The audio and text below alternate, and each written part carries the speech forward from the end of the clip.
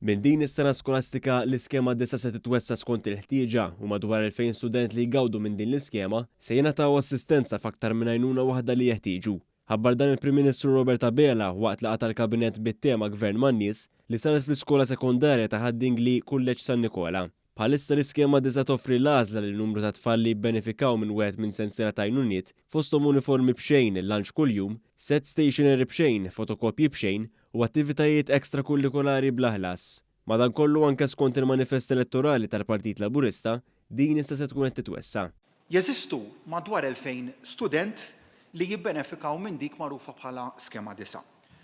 Li biex ikunu jistgħu jiġu mejjuna permezz ta' din l-iskema sal-lum jingħataw waħda minn jew uniformi, jew lunch, jew photocopies, jew stationery mingħajr ħlas.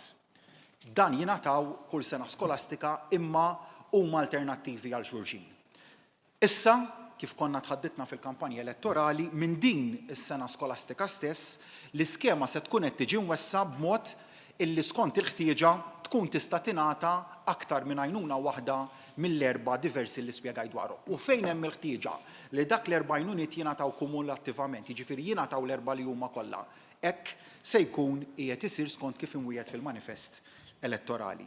Apparti minn hekk il-Prim Ministru sostna li din il-miżura se tiġi akkumpanjata minn fond b'medja ta' 10,000 euro għal kull skola biex l-istudenti jiġu mejjuna fil-ħtiġijiet bażiċi tagħhom.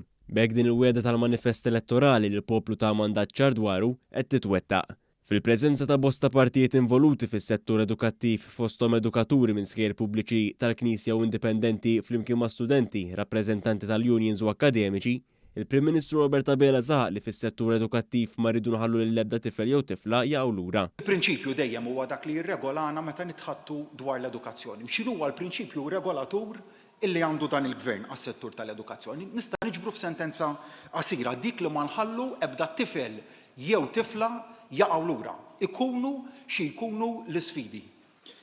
Lan tagħna allura huwa li nibnu sistema li tgħin aħjar lill-istudenti kollha kemm huma li jiżviluppaw il-potenzjal sħiħ tagħhom filwaqt illi jilħqu wkoll l-aspirazzjonijiet kollha tagħhom.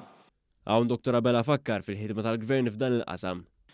Minn stipendji aktar b'saħħithom li biss din is-sena qed nonfqu €1,000,000 aktar għal total ta' €33,000,000.